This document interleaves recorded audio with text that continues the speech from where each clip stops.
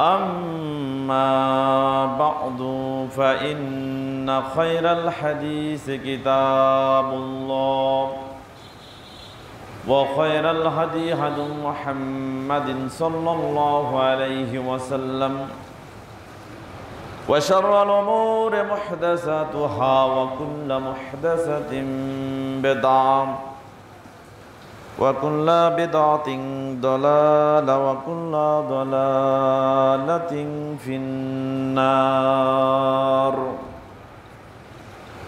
فأعوذ بالله من الشيطان الرجيم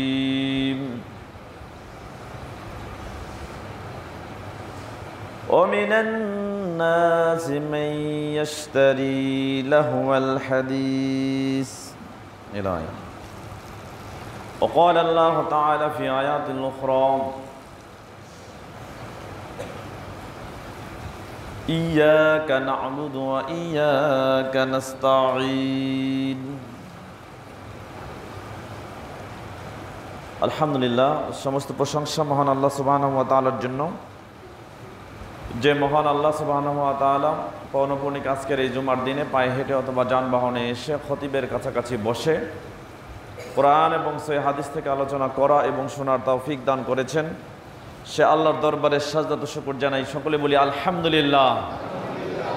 দরুদ পাঠ করছি নিরহংকার নবীর ওপরে, যে নবী মুহাম্মদ রাসূলুল্লাহ সাল্লাল্লাহু আলাইহি ওয়াসাল্লাম কাল কিয়ামতের দিন সমস্ত বনি আদমের সর্দার হবেন এ কথা তিনি পৃথিবীতে জানতেন, এজন্য তার মনের ভিতরে কোনো অহংকার ছিল না। যে নবী মুহাম্মদ রাসূলুল্লাহ সাল্লাল্লাহু আলাইহি ওয়াসাল্লাম কাল কিয়ামতের দিন ডান হাতে প্রশংসার পতাকা ধারণ করবেন এবং সেই পতাকার ছায়াতলে সমস্ত নবী রাসূলগণ অবস্থান করবেন এ কথা তিনি পৃথিবীতে জানতেন, এজন্য তার মনের ভিতরে কোনো অহংকার ছিল না। যে নবী মুহাম্মদ রাসূলুল্লাহ সাল্লাল্লাহু আলাইহি ওয়াসাল্লাম কাল কিয়ামত শুরু প্রাককালে যার কবরের ছাদকে সর্বপ্রথম খুলে দেওয়া হবে এবং যিনি সর্বপ্রথম জান্নাতের দুয়ার খুলে জান্নাতে প্রবেশ করবেন তিনি হচ্ছেন আমাদের নবী, আরব্য নবিকুল শিরোমণি, সমস্ত উত্তম চরিত্রের পূর্ণতা, যার চরিত্রই ছিল কোরআন, মুহাম্মদুর রাসূলুল্লাহ। তার উপর শতকোটি দরুদ ও সালাম বর্ষিত হোক। সকলে আমার সাথে বলুন আল্লাহুম্মা সাল্লি ওয়া সাল্লিম আলা নবিয়িনা মুহাম্মদ। সম্মানিত উপস্থিতি, পবিত্র কোরআনুল কারীম থেকে দুইটি আয়াতাংশ তেলাওয়াত করেছি, তাদেরকে সামান্য সময়ের মধ্যে তথ্যবহুল বিবরণী দিয়ে আপনাদের উপকারার্থে আজকের আলোচনা শুরু করার প্রয়াস করব ইনশাআল্লাহ। সম্মানিত উপস্থিতি, বর্তমান সময়ে আমরা অনেকেই পরিবারে অনিবার্য সদস্য হওয়া সত্ত্বেও পরিবার নিয়ন্ত্রণ করতে পারছি না, এবং আমাদের অধীনস্থ যারা আছেন পরিবারের ভিতরে তাদেরকেও আমরা নিয়ন্ত্রণ করতে পারছি না। সমাজে অশ্লীলতা বিভিন্ন জায়গায় ছড়িয়ে গেছে এবং এই অশ্লীলতা আমাদের বাড়িতেও আমরা লালন করছি, কিন্তু আমরা এই বিষয়ে সচেতন নই। অনেকেই আমরা আছি অন্যেরটা দেখি কিন্তু নিজেরটা দেখি না। আমাদের স্বভাব কিন্তু অনেকটা এরকম হয়ে গেছে, নিজের বাড়িতে আমার কি আছে এটা দেখার সময় নেই, কিন্তু রাস্তা দিয়ে হাঁটছি, অন্যের বাড়ির পাশ দিয়ে যাচ্ছি, অন্যের সন্তানকে দেখছি, অন্যের ছেলেকে দেখছি, অন্যের মেয়েকে দেখছি, এবং এগুলো নিয়েই আমরা সবসময় ব্যস্ত থাকার চেষ্টা করছি। আর সব থেকে এখন ফিতনার এই সময়ে সব থেকে একটা ফিতনার মাধ্যম হচ্ছে অ্যান্ড্রয়েড সেট, অ্যান্ড্রয়েড ফোন, যার মাধ্যমে অশ্লীলতা আমাদের পরিবার থেকে শুরু করে সর্বত্র ছড়িয়ে পড়ছে। আমরা নিজেরাও কেউ এর থেকে মুক্ত থাকতে পারছি না, ইচ্ছা করেও থাকতে পারছি না, অনিচ্ছাও আমরা এগুলোর ভিতরে প্রবেশ করে যাচ্ছি বা পড়ে যাচ্ছি। এই জন্য আমার মনে হয় প্রত্যেকটা পরিবারে আমরা যদি নিজেরা সচেতন হয়ে নিজেদের পরিবারের লোকগুলোকে আমরা সচেতন করার চেষ্টা করি, তাহলে ঠিক সেই দিক থেকে প্রাতিষ্ঠানিকভাবে পরিবারে যেমন আমাদের ভূমিকা রাখবে এই কথাগুলো মান্য করার ব্যাপারে, ঠিক তেমনি সমাজেও আমরা একজন সামাজিক জীব হিসেবে মানুষকে সচেতনতার কাজে নিজেকে নিয়োজিত করতে পারব। তো আল্লাহ সুবহানাহু ওয়া তাআলা সর্বক্ষেত্রে যে যেখানে আছি, যে অবস্থায় আছি, সর্বক্ষেত্রে যাবতীয় অশ্লীলতা, ফাওয়াহিশ, গর্হিত নির্লজ্জ কাজ থেকে আমাদের মুক্ত থাকার তৌফিক দান করুন। সকলে বলি আমিন। সম্মানিত উপস্থিতি, কিছু মানুষ আছে অশ্লীল কাজ করে, অশ্লীল কাজের সাথে সম্পৃক্ত থাকে, আবার অশ্লীলটা অন্যের মধ্যেও প্রকাশ পাক, ছড়িয়ে যাক, এটাকেও পছন্দ করে। যেমন আমরা নিজেরা গান শুনি, আবার এই গান সমাজে বিস্তার করুক, ছড়িয়ে যাক, অন্যেরাও আমাদের গান শুনতে বাধ্য হোক, এটাও আমরা কিন্তু এক সমান নিজে শুনে অন্যকে শোনানোর চেষ্টা করছি। তো আপনারাই নিজের বিবেককে প্রশ্ন করেন, নিজের বাড়িতে গান ছোট আওয়াজে শুনলে ভালো লাগে, কিন্তু অন্যের বাড়িতে ছোটটাও ভালো লাগে না, জোরেটাও ভালো লাগে না। তা আমরা আগে নিজের দোষ স্বীকার করব, নিজের দায় স্বীকার করব। নিজের ছোট আওয়াজটাও যদি বন্ধ করতে পারি, তাহলে অন্যের বড় আওয়াজটা বন্ধ করতে আমাদের কোনো সমস্যা হবে না। আজকে দলবদ্ধভাবে সমাজে অশ্লীলতার অরাজকতা বিস্তার করছে, কিন্তু দলবদ্ধভাবে আমরা এটাকে প্রতিহত করতে পারছি না। আজকের বিয়ের অনুষ্ঠানগুলোতে দেখেন আপনারা, প্রত্যেকটা বিয়ের অনুষ্ঠান, এমন কোনো বিয়ের অনুষ্ঠান নাই গ্রামগঞ্জে যেগুলো গান বাজনা দিয়ে শুরু হয় না। এই বিয়ের অনুষ্ঠানগুলোতে কারা যাচ্ছে, কারা দাওয়াত নিচ্ছে, কারা সহযোগিতা করছে? চিন্তা করেন, আজকে এই বিয়ের অনুষ্ঠানগুলো যদি আমরা বর্জন করতে পারি, এই অনুষ্ঠানগুলোতে যদি আমরা না যাই, তাহলে দেখবেন এই গান বাজনা সম্বলিত এই অনুষ্ঠান যারা করছে তারাও কিন্তু একসময় নিরাশ হয়ে যাবে এবং তাদের কৃতকর্মের জন্য লজ্জিত হবে, সরে আসতে বাধ্য হবে। সর্বোপরি কথা হচ্ছে, আমরা নিজেরাও অশ্লীলতার মধ্যে নিমজ্জিত হব না এবং অশ্লীলতা সমাজে ছড়িয়ে দিব না। খুব ভয়াবহ একটা অপরাধ যদি কোনো ব্যক্তি অশ্লীলতা সমাজের মধ্যে ছড়িয়ে দেয়, তার পরিণতি কি হতে পারে। এখানে কোরআনুল কারিমে একটা শব্দ আসছে, ফাহিশা ওয়াল ফাওয়াহিশ।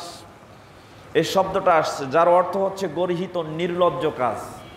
যে কাজগুলো করলে মানুষের লজ্জা থাকে না, ন্যূনতম লজ্জাটাও থাকে না, যে কাজগুলো করলে মানুষ অন্যের চোখে গর্হিত আচরণকারী হিসেবে নির্লজ্জ বেয়াদব রূপে চিহ্নিত হয়, সেই কাজগুলো হচ্ছে ফাহিশা বা ফাওয়াহিশ। আল্লাহ সুবহানাহু ওয়া তাআলা পবিত্র কোরআনুল কারীমের 24 নম্বর সূরা নূর আয়াত নম্বর 19-এর মধ্যে বলছেন, আল্লাহ বলছেন, ইন্নাল্লাযীনা ইউহিব্বুনা আন তাশিয়াল ফাহিশাতু ফিল্লাযীনা আমানু। যে সমস্ত মানুষ, নিশ্চয়ই যারা পছন্দ করে, ইন্নাল্লাযীনা ইউহিব্বুনা আন তাশিয়াল ফাহিশাতু, যারা পছন্দ করে যে অশ্লীলতা ছড়িয়ে যাক। আমি যেমন অশ্লীলতা লালন করি, ঠিক তেমনইভাবে আমার মতো অন্য অন্য মুমিন যারা আছে তাদের মধ্যেও এটা ছড়িয়ে যাক। যারা এই জিনিসটাকে পছন্দ করে, মনে মনে লালন করে, আল্লাহ সুবহানাহু ওয়া তাআলা বলছেন, লাহুম আযাবুন আলীম। এই সমস্ত ব্যক্তিদের জন্য রয়েছে যন্ত্রণাদায়ক শাস্তি, ফিদ দুনিয়া ওয়াল আখিরাত। দুনিয়াতেও শাস্তি হবে এবং পরকালেও শাস্তি হবে। সম্মানিত উপস্থিতি, কথাটা কত বড় ভয়ঙ্কর! আল্লাহ সুবহানাহু ওয়া তাআলা যদি নিজেই এ কথা বলেন যে কোনো ব্যক্তির কোনো কাজের বিনিময়ে দুনিয়া এবং পরকালে শাস্তি দেওয়া হবে, তাহলে একজন মুমিন হিসেবে কে এই কথাটা বিশ্বাস না করে থাকতে পারে? কে আছে যে তার রবের এই কথাটাকে অস্বীকার করতে পারে?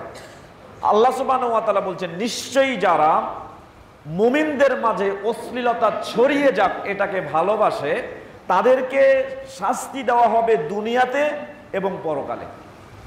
চিন্তা করেন, আজকে অশ্লীলতা আমরা ছড়িয়ে দিচ্ছি, এত জোরে অশ্লীলতা আমরা ছড়িয়ে দিচ্ছি মানুষের মধ্যে, মনেই হচ্ছে না আমাদের কাছে যে এটা বন্ধ করা দরকার। একদিন আমি এক লোককে বললাম, দোকানে জোরে জোরে গান বাজছে, তো আমি তাকে বললাম যে চাচা, আপনার বাড়ির পাশে গানগুলো বাজছে, তা আপনি প্রতিহত করছেন না কেন, বন্ধ করছেন না কেন?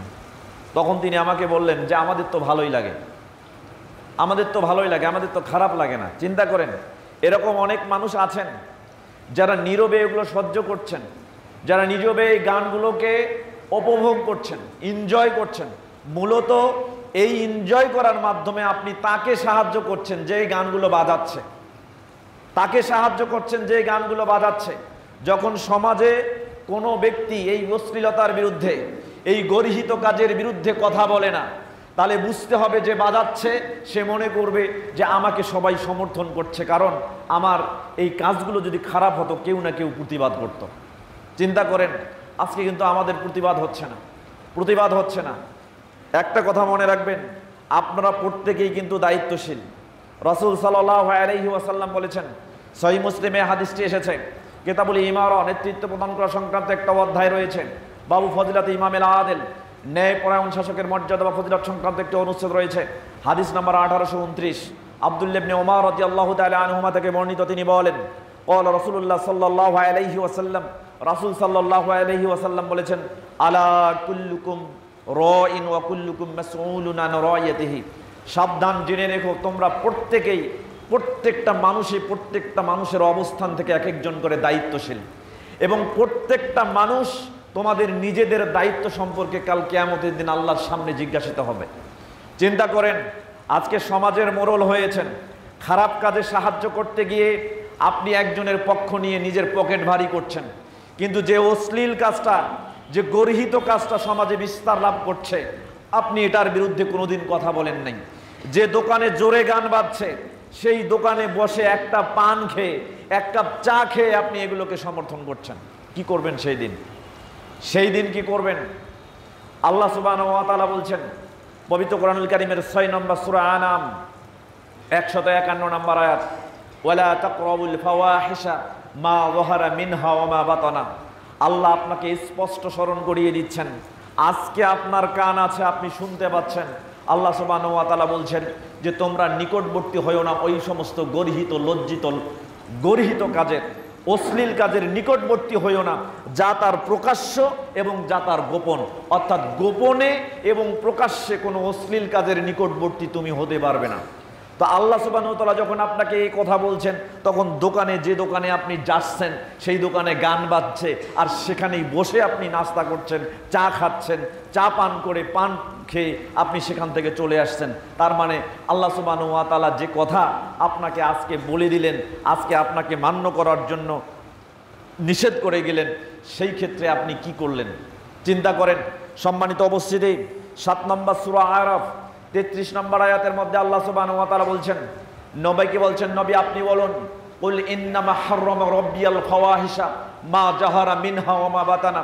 পৃথিবীতে যত গর্হিত কাজ আছে, যত লজ্জিত কাজ আছে, যত লাঞ্ছিত কাজ আছে, যত অপমানকর কাজ আছে, যেগুলো মানুষের চোখে খারাপ, আল্লাহ সুবহানাহু ওয়া তাআলা প্রত্যেকটা মানুষের জন্য এরকম ফাহিশা কাজ, বেহিয়াপনার কাজগুলোকে আল্লাহ সুবহানাহু ওয়া তাআলা হারাম করে দিয়েছেন। এটা প্রকাশ্যেও করতে পারবে না, গোপনেও করতে পারবে না। তাহলে চিন্তা করেন, আমরা কিন্তু কেউ এর থেকে মুক্ত নই, কেউ বলতে পারবো না। যার হাতে অ্যান্ড্রয়েড সেট আছে, কেউ বলতে পারবে না যে কোনো না কোনোভাবে আমি এর থেকে মুক্ত থাকতে পারছি। হয়তো কিছু মানুষ আছেন যারা স্ক্রোলিং করতে গিয়ে হয়তো সামনে পাচ্ছেন, কেটে দিচ্ছেন, সরাই দিচ্ছেন, কিন্তু কিছু মানুষ আছে আমরা এগুলো কি উপভোগ করছি। কেউ নেই, আমরা গোপনে করছি, তারপর এটা প্রকাশ্য ছড়িয়ে দিচ্ছি। চিন্তা করেন, এগুলো প্রকাশ্যভাবে হারাম এবং গোপনেও হারাম। আপনি অশ্লীল কাজের মধ্যে যেমন জিনা, ব্যভিচার, এটাকেই গর্হিত কাজ মনে করেন, কিন্তু আজকে এই গর্হিত অশ্লীল জিনা, ব্যভিচার আমাদের ভিতরে ছড়িয়ে পড়েছে। এমন কোনো আদম সন্তান নাই যে আদম সন্তানের তকদিরের মধ্যে জেনার যে অংশটুকু লেখা আছে সেটা তার দ্বারা সংঘটিত হবে না। প্রত্যেকের দ্বারাই সংঘটিত হতে হবে, কিন্তু আল্লাহ সুবহানাহু ওয়া তাআলা আপনাকে নিষেধ করেছেন। 17 নম্বর সূরা বনী ইসরাঈল বা ইসরার 32 নম্বর আয়াত আল্লাহ সুবহানাহু ওয়া তাআলা বলছেন, ওয়ালা তাকরাবুজ জিনা ইন্নাহু কানা ফাহিশাতান ওয়া সাআ সাবিলা। আল্লাহ বলছেন, জিনা করা তো দূরের কথা, জিনা যেখানে হয়, জিনা যেখানে হতে পারে, তুমি তার নিকটবর্তী হইও না। কথাটা চিন্তা করেন, একটাবার ভাবেন, আপনি জিনার স্থানে গেছেন, জিনা করতে উদ্যত হয়েছেন, তার আগেই আল্লাহ আপনাকে নিষেধ করেছেন, জিনা যেখানে হয়, জিনা যেখানে সংগঠিত হতে পারে, তুমি তার নিকটবর্তী হইও না। এই আয়াতের ব্যাখ্যায় মুসনাদে আহমদ 5 নম্বর খণ্ডের 256 এবং 57 পৃষ্ঠার মধ্যে একটা হাদিস এসেছে। রাসূল সাল্লাল্লাহু আলাইহি ওয়াসাল্লামের কাছে একজন ব্যক্তি আসছেন। আবু উমামা ওয়াহিলি রাদিয়াল্লাহু তাআলা আনহু বলছেন, যখন এই আয়াত অবতীর্ণ হলো, একজন ব্যক্তি এর কিছুদিন পরে বিশ্বনবী মুহাম্মদুর রাসূলুল্লাহ সাল্লাল্লাহু আলাইহি ওয়াসাল্লামের কাছে এসে বলছেন, ইয়া রাসূলুল্লাহ, আপনি আমাকে জিনা করার অনুমতি দিয়ে দেন, জিনা করার অনুমতি আমাকে দিয়ে দেন। যখন প্রকাশ্যে ছেলেটা এসে মহানবী মুহাম্মদুর রাসূলুল্লাহ সাল্লাল্লাহু আলাইহি ওয়াসাল্লামের কাছে বলছে যে জিনা করার অনুমতি দেন, তখন পাশে বসে থাকা সমস্ত মুসলিম সাহাবা একরাম উঠে রাগান্বিত হয়ে তাকে ধরতে গেল, উদ্যত হলো মারার জন্য। বিশ্বনবী থামিয়ে দিলেন, তোমরা তাকে প্রহার করিও না, তাকে আমার কাছে নিয়ে আসো। আল্লাহর নবী তাকে বুঝালেন, বলছেন, যুবক, তুমি কি পছন্দ করো যে তোমার মা অন্য কোনো ব্যক্তির সাথে জেনা করুক? তখন যুবক বলছে, ফাদাকা আবি ওয়া উম্মি ইয়া রাসূলুল্লাহ, ইয়া আল্লাহর নবী, আমার পিতা আমার মাতা আপনার জন্য উৎসর্গিত হয়ে যাক, আমি কেন পছন্দ করব আমার মা অন্য কারোর সাথে জেনায় লিপ্ত হোক? তখন আল্লাহর নবী সাল্লাল্লাহু আলাইহি ওয়াসাল্লাম তাকে বললেন, তাহলে তুমি এটা নিয়েই বুঝে নাও যে তুমি যার সাথে জেনা করতে চাচ্ছ সেইটা কারো না কারো মা, সেও পছন্দ করে না তার মা তোমার সাথে জেনায় লিপ্ত হোক। বিশ্বনবী মুহাম্মদুর রাসূলুল্লাহ সাল্লাল্লাহু আলাইহি ওয়াসাল্লাম এরপরে বললেন, তুমি কি চাও যে তোমার মেয়ে কোনো পুরুষের সাথে জেনায় লিপ্ত হোক? তখন ওই ছেলেটি বলছে, ফাদাকা আবি ওয়া উম্মি ইয়া রাসূলুল্লাহ, আল্লাহর নবী, আমার পিতা আমার মাতা আপনার জন্য উৎসর্গিত হোক, কেন আমি পছন্দ করব আমার মেয়ে অন্য কোনো পুরুষের সাথে, অন্য কোনো ছেলের সাথে জেনায় লিপ্ত হোক? তখন বিশ্বনবী সাল্লাল্লাহু আলাইহি ওয়াসাল্লাম বললেন, তুমি জেনা করতে চাচ্ছ, অনুরূপ অন্য কোনো মেয়ে তোমার সাথে জেনায় লিপ্ত হোক, সেটা তার বাবা পছন্দ করবে না। এরপর বিশ্বনবী সাল্লাল্লাহু আলাইহি সাল্লাম বললেন, তুমি কি চাও তোমার বোন কোনো পুরুষের সাথে জেনায় লিপ্ত হোক? তখন ওই ছেলেটি বলল, ফাদাকা আবি ওয়া উম্মি ইয়া রাসূলুল্লাহ, আল্লাহর নবী, আমার পিতা আমার মা আপনার জন্য উৎসর্গিত হয়ে যাক, কেন আমি পছন্দ করব আমার বোন অন্য কোনো পুরুষের সাথে জেনায় লিপ্ত হোক? তখন বিশ্বনবী সাল্লাল্লাহু আলাইহি ওয়াসাল্লাম তাকে বললেন, অনুরূপ তুমি জেনায় লিপ্ত হতে চাচ্ছ, অনুরূপ যার সাথে জেনায় লিপ্ত হতে চাচ্ছ তার ভাইও পছন্দ করে না যে ওই মেয়েটা তোমার সাথে জেনায় লিপ্ত হোক। সম্মানিত উপস্থিতি, এরপর বিশ্বনবী সাল্লাল্লাহু আলাইহি সাল্লাম ওই লোকটাকে, ওই যুবকটাকে সামনে নিয়ে এসে তার হাত ধরে আল্লাহর কাছে দোয়া করলেন, আল্লাহ, এই ছেলেটিকে তুমি জেনা থেকে মুক্ত করো, তার মন থেকে জেনার চিন্তাকে দূর করে দাও এবং তার পাপগুলোকে ক্ষমা করে দাও। এরপর থেকে ওই ছেলেটি আর কোনোদিন জেনার নিকটবর্তী হয়নি, কারণ দিকে চোখ তুলে তাকায়নি। সম্মানিত উপস্থিতি, এই হাদিস থেকে এটাই উপলব্ধি হচ্ছে, বিশ্বনবী সাল্লাল্লাহু আলাইহি ওয়াসাল্লাম 1450 বছর আগে এই ঘোষণার মাধ্যমে, এই দৃষ্টান্ত স্থাপনের মাধ্যমে আপনাকে জানিয়ে দিচ্ছেন যে আপনি যদি জেনায় লিপ্ত হতে চান তাহলে অবশ্যই সে কারো মেয়ে হতে পারে, অবশ্যই সে কারো মা হতে পারে, অবশ্যই সে কারো বোন হতে পারে, অবশ্যই সে কারো না কারো রিলেটিভ আত্মীয় স্বজন হতে পারে। তুমি যেমন তোমার আত্মীয় স্বজন, তোমার মা, তোমার বোন, তোমার মেয়ে, তার জেনায় লিপ্ত হওয়াটাকে তুমি অপছন্দ করো, ঠিক তোমার সাথে অন্য কেউ জেনায় লিপ্ত হোক সেটাও তার আত্মীয় স্বজন অপছন্দ করবে। তাহলে বোঝেন, প্রত্যেকটা মানুষ যদি তার অবস্থান থেকে তার নিজের রক্ত, নিজের ব্লাড কানেকশন আছে এমন কোন সন্তানকে, বোনকে, মাকে এই জায়গায় কল্পনা করে, তাহলে পৃথিবীর কোনো মানুষ জেনার নিকটবর্তী হবে না। এই জন্যই মহানবী সাল্লাল্লাহু আলাইহি ওয়াসাল্লাম বলেছেন, জেনার জায়গায় তো দূরের কথা, জেনায় উপনীত হওয়া তো দূরের কথা, ওয়ালা তাকরাবুজ জিনা ইন্নাহু কানা ফাহিশাতান ওয়া সাআ সাবিলা, এটা হচ্ছে লজ্জিত, গর্হিত, অশ্লীল কাজ, এটার নিকটবর্তী হয়েও না। জেনা করা তো দূরের করা, জেনার নিকটবর্তী হয়েও না। সম্মানিত উপস্থিতি, এটা হচ্ছে সব থেকে নিকৃষ্ট কাজ, সব থেকে নিকৃষ্ট কাজ। কিন্তু আজকে চিন্তা করেন, আমরা এমনভাবে জেনা ব্যভিচারের মধ্যে লিপ্ত হচ্ছি, জেনা যে এটা সত্যি, কিন্তু এটা আমরা বুঝি না, এটা বুঝি না। বিশ্বনবী মুহাম্মদুর রাসূলুল্লাহ সাল্লাল্লাহু আলাইহি ওয়াসাল্লামের একটি হাদিস দেখেন, বুখারী, মুসলিম এবং মিশকাত, তিনটি হাদিসের কিতাবে হাদিসটি এসেছে। কিতাবুল ঈমান, ঈমান সংক্রান্ত একটি অধ্যায় রয়েছে। বাবুল ঈমান বিল কদর, তাকদীরের উপরে বিশ্বাস স্থাপন করা সংক্রান্ত একটি অনুচ্ছেদ রয়েছে। ফাসলুল আউয়াল, প্রথম পরিচ্ছেদের 86 নম্বর হাদিস। আবু হুরায়রা রাদিয়াল্লাহু তাআলা আনহু থেকে বর্ণিত, তিনি বলেন, রাসূল সাল্লাল্লাহু আলাইহি ওয়াসাল্লাম বলেছেন, প্রত্যেকটা আদম সন্তান, প্রত্যেকটা আদম সন্তান, এমন কোনো আদম সন্তান নেই তার তাকদীরে জেনার যতটুকু অংশ লেখা আছে সেটা তার জীবনে ঘটবেই। মুদরিকুন যালিকা লা মাহালাতা, এটাতে কোনো সন্দেহ নেই, জেনার সে অংশ সে পাবেই, তার দ্বারা সে জেনা সংগঠিত হতে হবে। রাসূল সাল্লাল্লাহু আলাইহি ওয়াসাল্লাম বলছেন, এভাবে বলতে বলতে তিনি জেনার সংজ্ঞা দিয়ে দিলেন, কিভাবে জেনা হয়। আল্লাহ নবী সাল্লাল্লাহু আলাইহি ওয়াসাল্লাম বলছেন, চোখ আছে, চোখেরও জেনা আছে, কান আছে, কানের জেনা আছে, হাত আছে, হাতের জেনা আছে, পা আছে, পায়ের জেনা আছে, মন দিয়ে দেওয়া হয়েছে, এই অন্তরেরও জেনা আছে। আর তোমাকে একটা পুরুষাঙ্গ দেওয়া হয়েছে, একটা যৌন অঙ্গ দেওয়া হয়েছে, একটা স্ত্রীদের স্ত্রীরাঙ্গ দেওয়া হয়েছে। এই যৌন অঙ্গ সাক্ষ্য দেবে তুমি জেনায় লিপ্ত হয়েছো কিনা। সম্মানিত উপস্থিতি, বিশ্বনবী মুহাম্মদুর রাসূলুল্লাহ সাল্লাল্লাহু আলাইহি ওয়াসাল্লামের এই হাদিস থেকে প্রমাণিত হচ্ছে, আপনি চোখ দিয়ে তখনই জিনা করবেন যখন অশ্লীল কাজগুলো, অশ্লীল দৃশ্যগুলো চোখ দিয়ে ধারণ করবেন। আপনি যখন অশ্লীল কথাগুলো, জিনার বিষয়গুলো কান দিয়ে শুনবেন, আপনি যখন অশ্লীল বিষয়গুলো, আপনি অশ্লীল জায়গায় অশ্লীল কাজে নিমজ্জিত হওয়ার জন্য পাপ বেরিয়ে পেয়ে পাপ চালনা করে সেদিকে অগ্রসর হবেন। আপনি যখন জিনার জায়গায় গিয়ে হাত দিয়ে ধরে ধরে সেই কাজে অংশগ্রহণ করবেন, প্রত্যেকটা অঙ্গ প্রত্যঙ্গ দিয়ে জেনায় হবে। আল্লাহ নবী সাল্লাল্লাহু আলাইহি ওয়াসাল্লাম শেষে বলছেন, ওয়াল কলবু ইয়াহওয়া ওয়া ইয়াতামান্না, যখন হাত দিয়ে, চোখ দিয়ে, মুখ দিয়ে যখন তোমার জেনাগুলো সংগঠিত হয়ে যায়, যখন তুমি ধরতে পেরেছো, যখন ওই স্থানে যেতে পেরেছো, যখন তুমি ধরতে পেরেছো, যেতে পেরেছো, শুনতে পেরেছো, চোখ দিয়ে দেখতে পেরেছো, তখন তোমার অন্তর ইয়াহওয়া ওয়া ইয়াতামান্না প্রবৃত্তির অনুসরণ করবে এবং যেখানে জেনাতে তুমি উপলব্ধি করছো সেই জেনার জায়গায় সেই নারীকে মনে মনে আকাঙ্ক্ষা করবে, তখন তুমি জেনার মধ্যে ডুবে যাবে। আর তোমার এই জেনায় পড়ে যাওয়ার সাক্ষ্য দিবে তোমার যৌন অঙ্গ।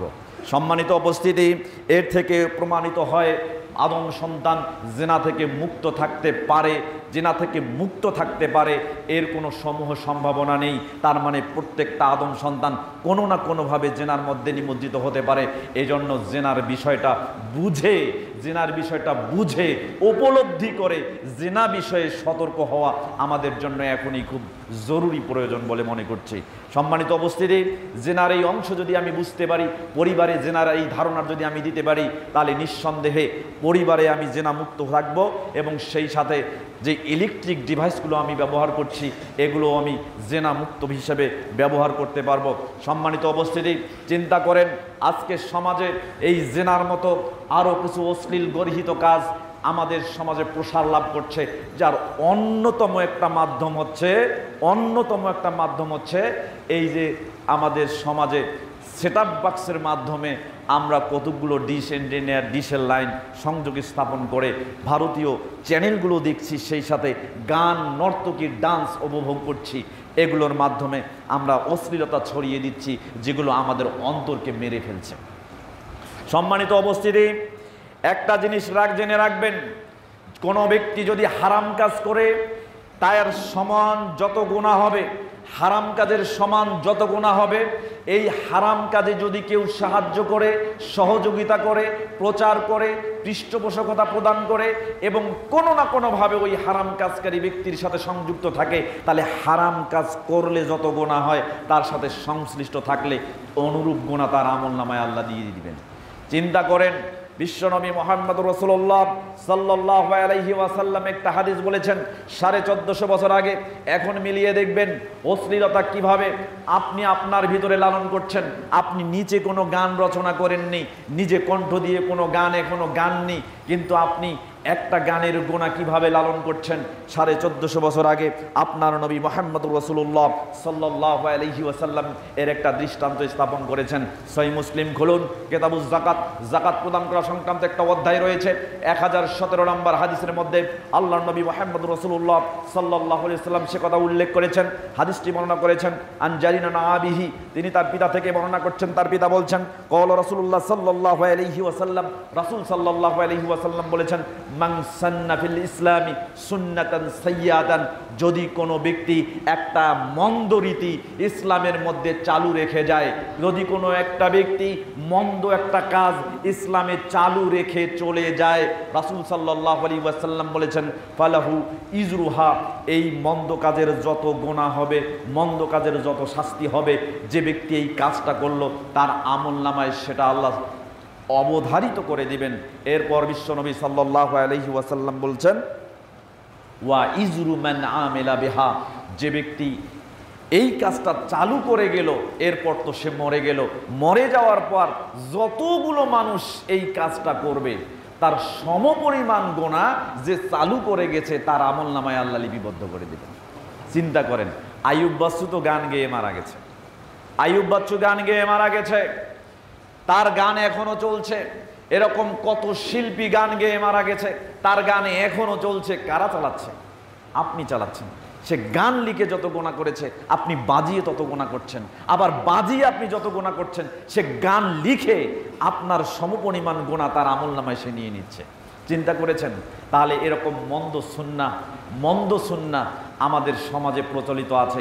আমরা প্রতিনিয়ত এমন মন্দ কাজ চালু করে যাচ্ছি আমার জীবদ্দশায়, আপনার জীবদ্দশায় প্রতিনিয়ত এমন খারাপ কাজগুলো আমরা চালু করে যাচ্ছি, যে খারাপ কাজ দেখে আমার ছেলেটা মোটিভেট হচ্ছে, যে খারাপ কাজ দেখে আমার নাতি মোটিভেট হচ্ছে, যে খারাপ কাজ দেখে আমার আত্মীয় স্বজন মোটিভেট হচ্ছে, যে খারাপ কাজটা আমি করে যাওয়ার পর আমার পরিবারে সেই সিলসিলা রেখে সেই রেওয়াজ প্রচলিত আছে। চিন্তা করেন, পারিবারিকভাবে যদি আপনি এই রেওয়াজ, এই মন্দ সুন্নাহটা চালু রাখেন, তাহলে পরিবার যতদিন থাকবে, যত গুনাহ করবে, আপনি একদিন থাকবেন না। মরে যাওয়ার পরে এই গুনাহ অবধারিত আপনার আমলনামায় যুক্ত হয়ে যাবে। চিন্তা করেছেন কখনো? কখনো এইভাবে ভেবেছেন? ভাবেন নাই। এজন্য খুব সাবধান, মন্দ কাজ যাতে ছড়িয়ে না যায় সেজন্য মনে রাখতে হবে। আল্লাহ সুবহানাহু ওয়া তাআলা বলেন 31 নম্বর সূরা লুকমানের 6 নম্বর আয়াত, আল্লাহ বলছেন, আমিনান নাস মান ইয়াশতারি লাহুল হাদিস লিউদিল্লা আন সাবিলিল্লাহ বিগাইরি ইলমিন ওয়া ইয়াত্তাখিযাহা হুজুয়ান উলাইকা লাহুম আযাবুম মুহিন। আল্লাহ সুবহানাহু ওয়া তাআলা বলছেন, মানুষের মধ্যে এমন কিছু লোক আছে যারা লাহুল হাদিসকে ক্রয় করে নেয়। আল্লাহ বলছেন, মানুষের মধ্যে এমন কিছু লোক আছে যারা লাহুল হাদিসকে ক্রয় করে নেয়। এখন বলেন তো লাহুল হাদিস কি? আমরা জানি না। লাহুল হাদিস কি? আমরা জানি না। অনর্থক কথা, অনর্থক কাজ, এগুলো হচ্ছে লাহুল হাদিস। যেমন একটা খেলা আবিষ্কার করছেন, দাবা খেলা, জুয়ার আস্তানা তৈরি করেছেন, জুয়া খেলা।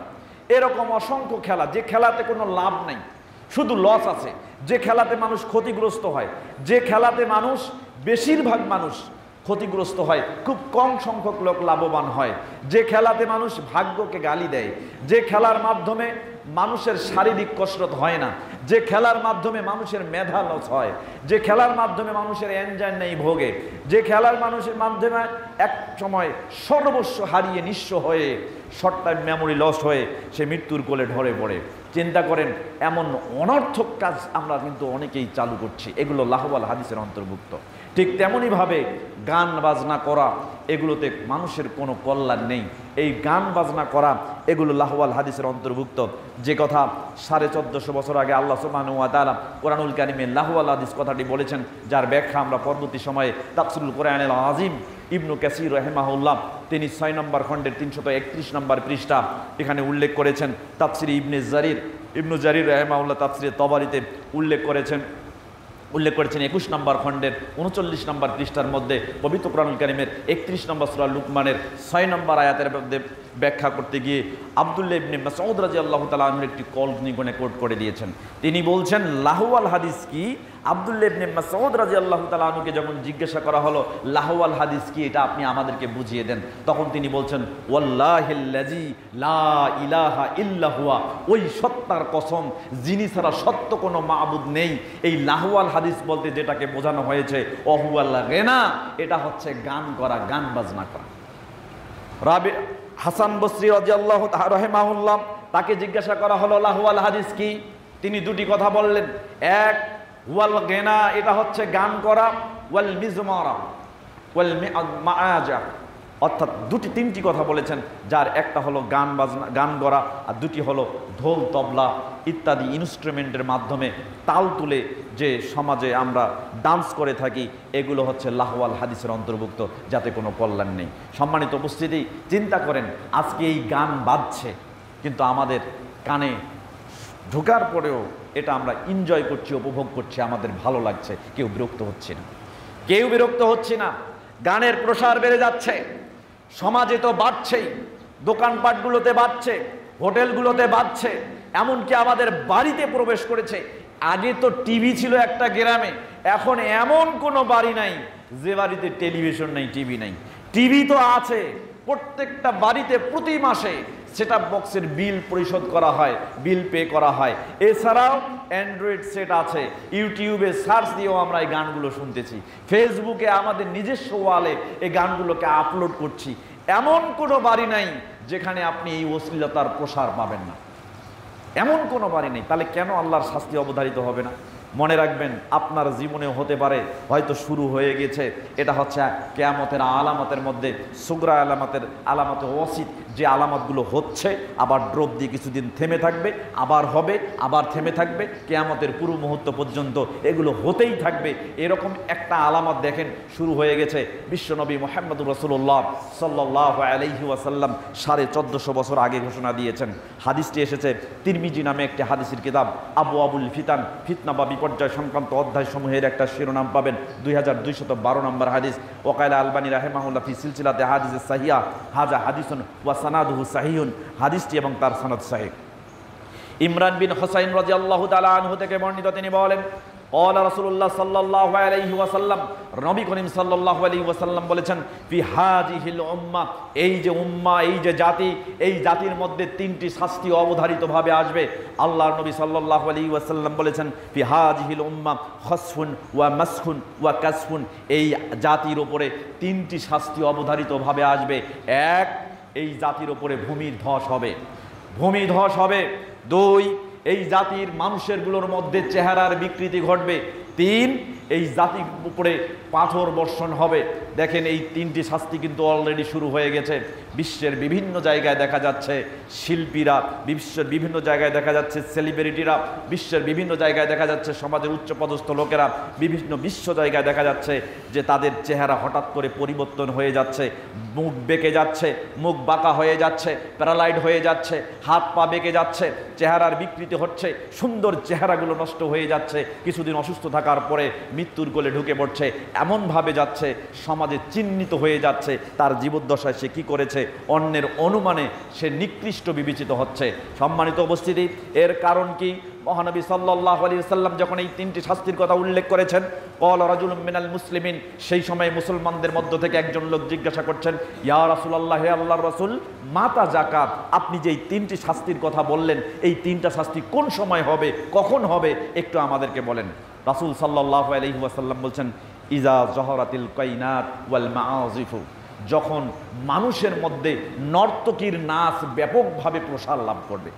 নর্তকীর নাচ যখন ব্যাপকভাবে প্রসার লাভ করবে, গান বাজনা, তবলা, ঢোল এগুলো যখন বাজনা যথাহারে মানুষের মধ্যে ছেয়ে যাবে, এর সাথে ওয়াশুরুবাতিল খামার, মদের পান করা, মদ্যপান করা যখন মানুষের মধ্যে বেড়ে যাবে, নিঃসন্দেহে তখন এই তিনটি শাস্তি আল্লাহ সুবহানাহু ওয়া তাআলার পক্ষ থেকে মানুষের উপরে নাজিল হবে। চিন্তা করেন, এই দেখেন এই তিনটি বিষয় আমাদেরকে ছেয়ে গেছে, আমরা কেউ এর থেকে মুক্ত নই। হয় আমরা মদের সাথে যুক্ত, না হলে গান বাজনার সাথে যুক্ত, না হলে ঢোল তবলা ইত্যাদি ডান্স ক্লাবের সাথে আমরা যুক্ত। কেউ না কেউ আছি, কোনোটার সাথে বাদ নেই। কেউ না কেউ, কোনো না কোনো পরিবারে দুই একজন বাদে দেখবেন ম্যাক্সিমাম মানুষ এই তিনটি কাজের কোনোটা কাজের মধ্যে আছে। তাহলে কেন এই শাস্তিগুলো হবে না? কেন হবে না? আয়েশা রাদিয়াল্লাহু তাআলা আনহার সামনে যখন বিশ্বনবী মুহাম্মদুর রাসূলুল্লাহ সাল্লাল্লাহু আলাইহি সাল্লাম এই হাদিসটা বর্ণনা করছেন, এই হাদিসটা যখন বর্ণনা করছেন, আজকে আপনি নিশ্চয় আছেন, আপনি সমাজপতি, আজকে আপনি মেম্বার, আজকে আপনি চেয়ারম্যান, আজকে আপনি এই সমাজের কর্তা হয়ে বসে আছেন, আপনি এই জামাতীয় কর্তা হয়ে বসে আছেন, আপনি এই সমাজের প্রতিনিধি হয়ে বসে আছেন। আজকে আপনি কথা বলছেন না, মনে রাখবেন আজকে আপনি ভালো মানুষ সেজেছেন, মানুষের কল্যাণ কাজ করছেন, ভালো কাজ করছেন, নিজেকে ভালো বিবেচিত করার জন্য মানুষের সামনে প্রদর্শন করছেন। কিন্তু চিন্তা করেন, আপনিও এই শাস্তি থেকে মুক্ত থাকতে পারবেন না। আয়েশা রাদিয়াল্লাহু তাআলা আনহা বলছেন, বিশ্বনবী মুহাম্মদুর রাসূলুল্লাহ সাল্লাল্লাহু আলাইহি ওয়াসাল্লাম যখন এই কথাগুলো বলছেন, এই কথাগুলো যখন বলছেন, হাদিস এসেছে সহিহ জামিউস সগীর 2018 নম্বর হাদিস। আল্লাহর নবী সাল্লাল্লাহু আলাইহি ওয়াসাল্লাম যখন এই কথা বলেছেন, আয়েশা রাদিয়াল্লাহু তাআলা আনহা বলছেন, আল্লাহর নবী, নাহলাকু ওয়া ফিনা সলিহুন, আপনি এই কথা বলছেন এই শাস্তিগুলো অবধারিত হবে, যেহেতু আপনি বলেছেন এটা হবেই। কিন্তু আল্লাহর নবী, যখন এই শাস্তিগুলো আসবে তখন তো পৃথিবীতে শুধু খারাপ লোক থাকবে না, নাহলাকু, আমরা সকলেই ধ্বংস হয়ে যাব, ও ফিনা সলিহুন, আর আমাদের মধ্যে ভালো লোকগুলো থাকবে। তো ভালো লোকগুলোর অবস্থা কি হবে? তারাও তো ধ্বংসের মধ্যে পড়ে যাবে। বিশ্বনবী সাল্লাল্লাহু আলাইহি ওয়াসাল্লাম বললেন, নাম, হ্যাঁ তুমি ঠিক বলেছ, তুমি ঠিক বলেছ। সেই সময় যে সমস্ত ভালো লোক থাকবে এই পৃথিবীতে, যখন অবধারিতভাবে এই তিনটি শাস্তি আসবে, ওই খারাপ লোকগুলোর সাথে এই ভালো লোকগুলোর ওপরে ওগুলো বেড়ে যাবে। কারণ সেই সময় জহর আল খাবাসু, এই খারাপ কাজগুলো প্রকাশ পাবে। তখন ভালো মন্দ কোনো মানুষকে বিবেচনা করা হবে না, সবার ওপরে এই শাস্তি অবধারিত হয়ে যাবে। চিন্তা করেন কিভাবে ভালো থাকবেন আপনি, কিভাবে ভালো থাকবেন আপনি? আজকে আপনি প্রতিবাদ করতে পারেন না, কথা বলতে পারেন না। আপনাকে যখন বলা হলো আপনি এর প্রতিবাদ করেন না কেন? আপনার বাড়ির সাথে দোকানে গান বাজছে কেন? আপনার বাড়ির পাশে এই দোকানে গিয়ে আপনি এই গান এনজয় করে, সেই দোকানে এই উপভোগ করে আপনি এই দোকানের সওদা কিনছেন কেন? তখন আপনি বলছেন আমার তো ভালোই লাগছে। কি করবেন কাল? কি করবেন যদি এই শাস্তি আপনার ওপরে অবধারিত হয়? যদি এই শাস্তি আপনার এলাকায় অবধারিত হয়? যদি পাথর বর্ষণ হয় আপনার এলাকায়? যদি চেহারা বিকৃতি হয়, আপনার সুন্দর চেহারার পরিণতি কি হবে একবার ভেবেছেন? চিন্তা করে দেখেন। আল্লাহ নবী মুহাম্মদ রাসূলুল্লাহ সাল্লাল্লাহু আলাইহি ওয়াসাল্লামের জীবদ্দশায় এরকম মিউজিককে তিনি কিভাবে ঘৃণা করতেন, সাহাবা ইকরাম কিভাবে ঘৃণা করতেন, তার একটা নমুনা দেখেন। মুসনাদে আহমদে হাদিসটি এসেছে। মুসনাদে আহমদ, আবু দাউদ এবং মিশকাতুল মাসাবি কিতাবুল আদব শিষ্টাচার সংক্রান্ত একটা অধ্যায় রয়েছে। বাবুশ শি'r, কবিতা পাঠ করা সংক্রান্ত, বাবুল বায়ানি ওয়াশ শি'r, কবিতা এবং বক্তব্য প্রদান করা সংক্রান্ত একটা অনুচ্ছেদ রয়েছে ফাসলুস সালিস, তৃতীয় পরিচ্ছেদের 4811 নম্বর হাদিস। নাফি রাহিমাহুল্লাহ তিনি হাদিসটি বর্ণনা করছেন। তিনি বলছেন, কুনতু মা ইবনে উমর রাদিয়াল্লাহু তাআলা আনহু বিত-তরিক, একদিন আব্দুল্লাহ ইবনে উমর রাদিয়াল্লাহু তাআলা আনহুর সাথে আমি ছিলাম, রাস্তা দিয়ে চলছিলাম। হঠাৎ করে সামিয়া মিজমারান, তিনি বাঁশির সুর শুনলেন। আব্দুল্লাহ ইবনে উমর বাঁশির সুর শুনলেন। শোনার সাথে সাথে কি করলেন? ফাওয়াজা উসবুআইহি ফি উজুনিহিমা, সঙ্গে সঙ্গে যখন বাঁশির সুর তার কানের ভেতরে পড়েছে, আব্দুল্লাহ ইবনে উমর সঙ্গে সঙ্গে দুই আঙ্গুল দুই কানের কর্ণকুহরের মধ্যে প্রবেশ করিয়ে দিলেন। দেওয়ার পরে ওয়ানা আনিত তরিক ইলা জানিবিল আখার, রাস্তার এক দিক থেকে লাফ দিয়ে আরেক দিকে ছুটে গেলেন। ছুটে যাওয়ার পরে অনেক দূর পর্যন্ত গেলেন। নাফি রাহিমাহুল্লাহ তিনি বলছেন, ক্বাল আলী বাউদা আন বাউদা, অনেক দূর যাওয়ার পরে তিনি আমাকে বললেন, ইয়া নাফে, হে নাফে, হাল তাসমাউ শাইয়া, তুমি কি কিছু শুনতে পাচ্ছ? আমি যে আওয়াজের কারণে কানের মধ্যে আঙ্গুল প্রবেশ করিয়ে দিয়েছি, তুমি কি এরকম কোনো সাউন্ড, এরকম কোনো আওয়াজ শুনতে পাচ্ছ? তখন নাফি রাহিমাহুল্লাহ তিনি বলছেন, লা, আমি এরকম কোনো আওয়াজ শুনতে পাচ্ছি না। তখন তিনি কি করলেন? ফারাফা উসবুআইহি মিন উজুনিহিমা, তার কান থেকে আঙ্গুল দুটাকে বের করলেন। বের করার পরে বলছেন, কুনতু মা রাসূলিল্লাহ সাল্লাল্লাহু আলাইহি ওয়াসাল্লাম, তুমি যেমন আজকে আমার সাথে আছো, আমিও একদিন বিশ্বনবী মুহাম্মদুর রাসূলুল্লাহ সাল্লাল্লাহু আলাইহি ওয়াসাল্লামের সাথে ছিলাম। সেই সময় কি হয়েছিল? ফাসামিয়া সাউতা ইয়ারাইন, তিনি সেই দিন এরকম কিছু আওয়াজ শুনলেন, কানের মধ্যে তার আওয়াজ হয়ে গেল। আওয়াজ যখন শুনেছেন বিশ্বনবী সাল্লাল্লাহু আলাইহি ওয়াসাল্লাম, ফাসানা মিসলা মা সানাআতু, আজকে আমি তোমার সামনে যেরকম করলাম, কানের ভিতরে আঙ্গুল ঢুকাই দিয়ে রাস্তা থেকে ছিটকে গিয়ে অনেক দূর পর্যন্ত হেঁটে যাওয়ার পর আওয়াজ বন্ধ হওয়ার পরে যেমন কর্ণকুহর থেকে আঙ্গুল বের করেছি, ঠিক এমনই বিশ্বনবী মুহাম্মদুর রাসূলুল্লাহ সাল্লাল্লাহু আলাইহি ওয়াসাল্লাম আওয়াজ শোনার পরে কানের ভিতরে আঙ্গুল প্রবেশ করিয়ে আবার যখন আওয়াজ বন্ধ হয়ে গেছে তখন তিনি কান থেকে আঙ্গুল বের করেছেন। আর আজকে আপনাকে ওই গান ভালো লাগছে, ওই গানের পাশে থেকে আপনি বলছেন আমার তো খারাপ লাগে না, অথচ আপনার নবী মুহাম্মদুর রাসূলুল্লাহ সাল্লাল্লাহু আলাইহি ওয়াসাল্লাম এই আওয়াজ থেকে বাঁচার জন্য নিজের আঙ্গুলকে কানের ভিতরে প্রবেশ করিয়েছেন, আর আপনার কান আজকে ওখানেই পড়ে আছে। কি আশ্চর্য ব্যাপার, কি আশ্চর্য ব্যাপার। মিশকাতুল মাসাবির বাইহাকিতে হাদিসটি এসেছে। মিশকাতুল মাসাবির কিতাবুল আদবের 4810 নম্বর হাদিস দেখেন। জাবির রাদিয়াল্লাহু তাআলা আনহু বলছেন, ওই লোকটার অন্তর এক সময় মরে যাবে, সে এক সময় মুনাফিক হয়ে যাবে। কোন লোকটা? আল্লাহর নবী মুহাম্মদ রাসূলুল্লাহ সাল্লাল্লাহু আলাইহি ওয়াসাল্লাম বলেছেন, আল গিনাউ ইউনবিতুন নিফাকা ফিল কলব, যে সমস্ত মানুষ সব সময় গানগুলো শুনছে, গান বাজনা করছে, গানের সাথে থাকছে, আল্লাহ নবী মুহাম্মদুর রাসূলুল্লাহ সাল্লাল্লাহু আলাইহি ওয়াসাল্লাম বলছেন তার অন্তরের ভিতরে নেফাকি উৎপন্ন হবে, তার অন্তরের ভিতরে নেফাক জমা হবে, নেফাক উদ্ভূত হবে। কামা ইউমবিতুল মাউল রাজ্জা, যেমনই ভাবে পানি বর্ষণ করার ফলে, পানি মাটিকে সিক্ত করার ফলে মাটির নিচ থেকে বীজ উৎপন্ন হয়ে গাছ উদ্গত হয়, ঠিক তেমনি গানের সাথে থাকা ব্যক্তির অন্তরে নেফাকি পানি পেয়ে যেমন গাছ বীজ থেকে গাছ উদ্ভূত হয়, তার অন্তরে নেফাকি উদ্গত হবে। সম্মানিত উপস্থিতি, মনে রাখবেন সহিহ জামিউস সাগীর নামে একটি হাদিসের কিতাব আছে, 3801 নম্বর হাদিস। আনাস বিন মালিক রাদিয়াল্লাহু তাআলা আনহু বলছেন, ক্বালা রাসূলুল্লাহ সাল্লাল্লাহু আলাইহি ওয়াসাল্লাম, রাসূল সাল্লাল্লাহু আলাইহি ওয়াসাল্লাম বলেছেন, সাউতানি মালউনানি ফিদ দুনিয়া ওয়াল আখিরাহ। দুটি আওয়াজ আছে, দুটি আওয়াজ আছে, দুটি সুর আছে, দুটি আওয়াজ আছে, দুটি সুর আছে। যে সুর, যে আওয়াজ দুনিয়া এবং পরকালে অভিশপ্ত হিসাবে থাকবে। দুটি আওয়াজ আছে, যে সুর এবং আওয়াজ দুনিয়াতেও অভিশপ্ত, পরকালেও অভিশপ্ত। বিশ্বনবী মুহাম্মদুর রাসূলুল্লাহ সাল্লাল্লাহু আলাইহি ওয়াসাল্লামকে জিজ্ঞাসা করা হলো, সেই আওয়াজ দুটি কি? আল্লাহর নবী সাল্লাল্লাহু আলাইহি ওয়াসাল্লাম বললেন, আল মিজমার ইনদান নি'মা। যখন মানুষ ভালো সময় পায়, ভালো আনন্দ করে, ফুর্তি করে, সেই সময় সে মুখে বাঁশি নিয়ে ফু দিয়ে আনন্দ ফুর্তি করে। এই আওয়াজটা হচ্ছে সব থেকে অভিশপ্ত আওয়াজ। আজকে দেখেন, আপনার ছেলেটা, বাংলাদেশ ক্রিকেট টিম জয়লাভ করেছে, বিশ্বকাপে খেলা হচ্ছে, ইহুদি রাষ্ট্রগুলো আর্জেন্টিনা, ব্রাজিল জয়লাভ করেছে, গোল উদযাপন করছে, আর আপনার ছেলেটা বড় বড় বাঁশি নিয়ে বাঁশিতে ফু দিয়ে লাফঝাপ করে আনন্দ ফুর্তি করছে।